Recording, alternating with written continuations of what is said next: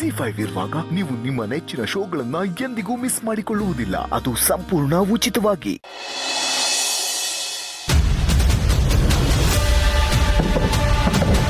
ಅದಕ್ಕೆ ಅದಕ್ಕೆ ಅದಕ್ಕೆ ಬಾಗಿಲು ತೆಗೀರಿ. ಅದಕ್ಕೆ ಬಾಗಿಲು ತೆಗೀರಿ. ನಂಗೆ ಗೊತ್ತು ನಿಮ್ಗೆ ಎಷ್ಟು ನೋವಾಗಿದೆ ಅಂತ.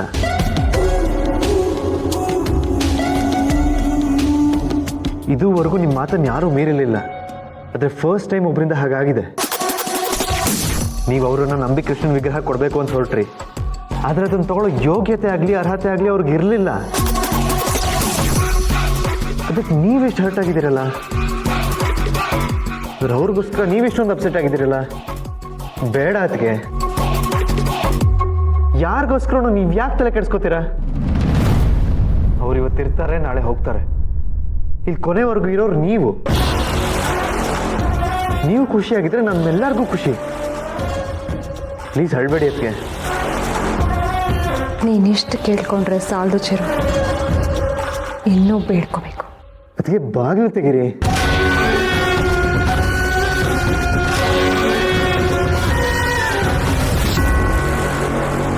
ಅದಕ್ಕೆ ಆ ಟೈಮಲ್ಲಿ ನನ್ನ ಕೈಲಿ ಏನೂ ಇರಲಿಲ್ಲ. ಅಷ್ಟಕ್ಕೂ ಅವ್ರು ಈ ರೀತಿ ಮಾಡ್ತಾರಂತ ನಾನು ಎಕ್ಸ್ಪೆಕ್ಟೇ ಮಾಡಿರಲಿಲ್ಲ. ನೀವು ಕೊಡೋದನ್ನು ಅವ್ರು ತೊಗೊಳ್ಳಲ್ಲ ಅಂತ ನಂಗೆ ಮೊದಲೇ ಗೊತ್ತಿದ್ದಿದ್ರೆ ತೊಗೊಳ್ಳೇಬೇಕು ಅಂತ ನಾನು ಆರ್ಡರ್ ಮಾಡಿರ್ತಿದ್ದೆ. ಅದಕ್ಕೆ ನನ್ನ ಮಾತು ಕೇಳಿ. ಅದಕ್ಕೆ ಬಾಗಿಲು ತೆಗೀರಿ. ಅದಕ್ಕೆ ನೀವು ಅಳ್ತಿದ್ದೀರ ಅಂತ ಕೇಳಿ ನಾನು ಹೇಗೆ ಸುಮ್ಮನಿರೋಕ್ಕಾಗತ್ತೆ? ಡೋರ್ ಓಪನ್ ಮಾಡಿ. ಅದಕ್ಕೆ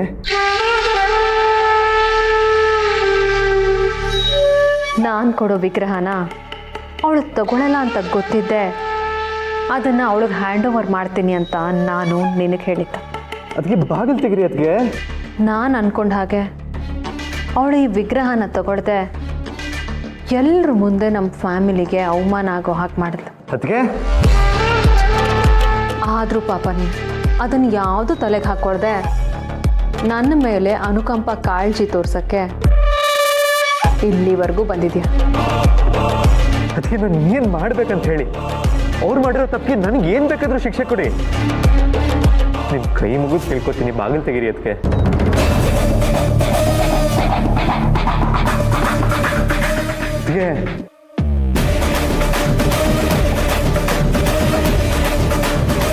ಅದೇ ಪ್ಲೀಸ್ ಈ ನಿಮ್ಮ ಮಗುಗೋಸ್ಕರ ಒಂದೇ ಒಂದ್ಸಲ ಬಾಗಿಲು ತೆಗೀರಿ.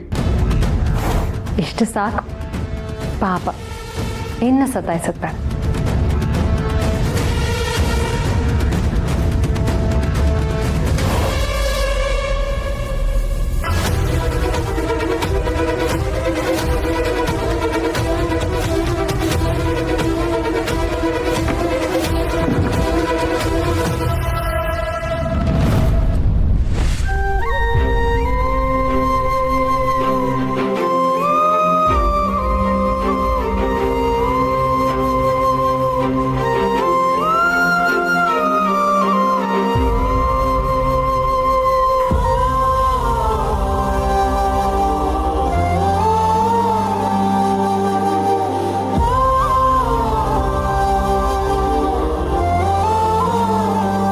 ಅದಕ್ಕೆ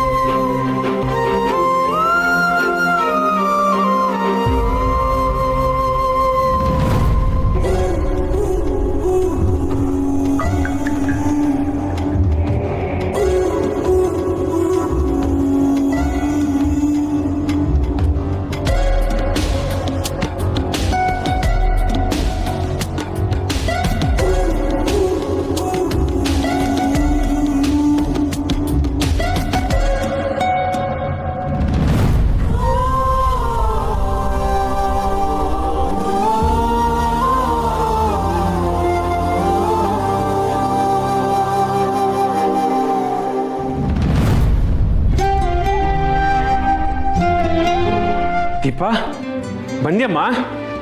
ಎಲ್ಲೋಗಿದ್ದೆ? ನಿಂತ್ಕೋ.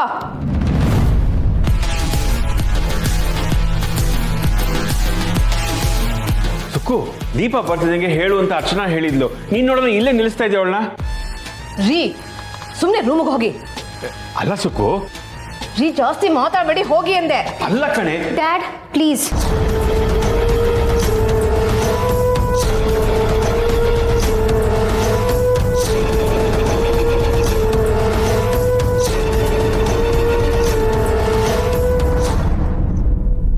ಸೌಂದರ್ಯ ಅದೇನೋ ಕೊಡಕ್ ಬಂದಾಗ ಬೇಡ ಅಂದೆ ಸರಿ, ಆದ್ರೆ ಬಾವ ನಿನಗೆ ಸೈನಿಂಗ್ ಅಥಾರಿಟಿ ಕೊಡಕ್ ಬಂದಾಗ ಯಾಕೆ ಬೇಡ ಅಂದೆ? ಅಂದ್ರೆ ಊರವ್ರ ಮುಂದೆ ನಮ್ಮ ಮನೆತನದ ಮರ್ಯಾದೆ ತೆಗಿಬೇಕು ಅಂತ ತಾನೇ ನೀನು ಹಾಗೆ ಮಾಡಿದ್ದು. ನಿಮ್ ಊರಿಂದ ಬಂದಿರಲ್ಲ ಮಹಾನ್ ಬಾವರು, ಅವ್ರು ಕುತ್ಕೊಳ್ಳೋದಕ್ಕೆ ಅಷ್ಟು ದೊಡ್ಡ ಗಲಾಟೆ ಮಾಡ್ಬಿಟ್ಟು ಹೋದ್ರಲ್ಲೇ. ಅದು ಹಾಳಾಗೋಗ್ಲಿ. ನಿಮ್ಮಪ್ಪ ಕಂಡು ಪೂರ್ತಿ ಕುಡ್ಕೊಂಡು ಬಂದು ನಮ್ಮ ಕಡೆಯವ್ರಿಗೆಲ್ಲ ಬಾಯಿ ಬಂದಂಗೆ ಬೈದ್ರಲ್ಲ, ಅದು ಸರಿನಾ? ಇದೇ ನಿನ್ನ ಸಂಸ್ಕೃತಿ. ನನ್ನಿಂದ, ನಮ್ಮ ಅಪ್ಪನಿಂದ, ನಮ್ಮ ಊರವ್ರ ಕಡೆಯಿಂದ ಆಗಿರೋ ತಪ್ಪಿಗೆ ನಾನು ಕ್ಷಮೆ ಕೇಳ್ತೀನಿ. ಮುಂದೆ ಆ ಥರ ಆಗಲ್ಲ. ಇದು ಸರಿ ಕಣೆ, ಮಾಡೋದೆಲ್ಲ ಮಾಡಿ ಇನ್ನು ಮುಂದೆ ಈ ಥರ ತಪ್ಪಾಗಲ್ಲ ಅಂತ ಅದು ಯಾವ ಬಾಯಲ್ಲಿ ಹೇಳ್ತಿದ್ಯೋ?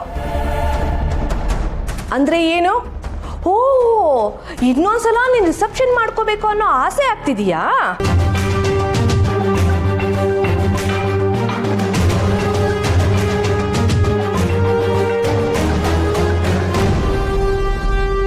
ಅದಕ್ಕೆ ಏನು ಹೀಗೆ ಹೇಳ್ತಿದ್ದೀರಾ?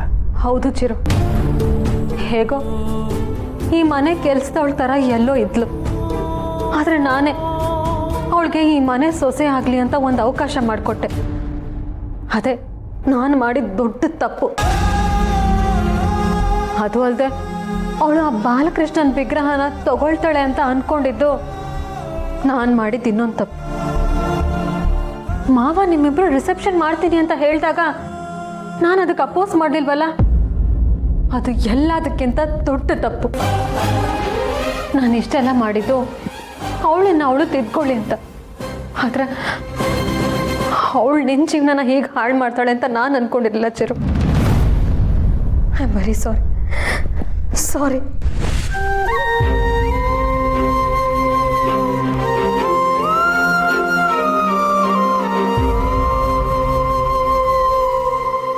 ಇಷ್ಟೊತ್ತಿಗೆ ನಿನ್ ಜಾಗದಲ್ಲಿ ನಾನು ಇದ್ದಿದ್ರೆ ಯಾವ್ದೋ ಹಾಳು ಬಾವಿನೋ ಕೆರೆನೋ ನೋಡ್ತಿದ್ದೆ.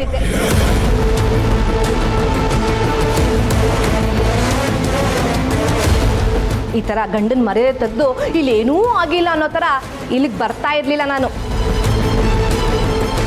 ಕರೆಕ್ಟಾಗಿ ಹೇಳ್ದೆ ಮಾಮ್. ಇಷ್ಟೆಲ್ಲ ಆದ್ರೂ ಅದು ಯಾವ ಮುಖ ಇಟ್ಕೊಂಡು ಇಲ್ಲಿ ಬಂದಿದ್ದಾಳೋ ನಂಗಂತೂ ಗೊತ್ತಿಲ್ಲ. ಇನ್ನು ಏನೇ ಹಾಗೆ ನಿಂತಿದೀಯಾ? ಇವತ್ತಿಗೆ ಈ ಮನೆ ಮುಗೀತು. ನಿನ್ನ ನೀನು ನೋಡ್ಕೊಂಡು ಹೋಗು.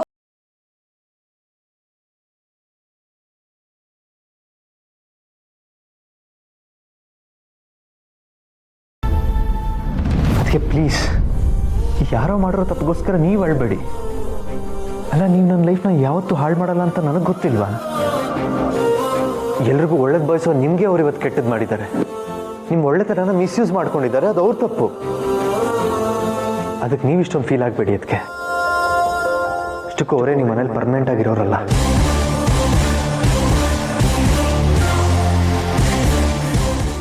ZEE5 ಆಪ್ ಡೌನ್ಲೋಡ್ ಮಾಡಿ ಎಲ್ಲಾ ಸಂಚಿಕೆಗಳನ್ನು ಸಂಪೂರ್ಣ ಉಚಿತವಾಗಿ ನೋಡಿ.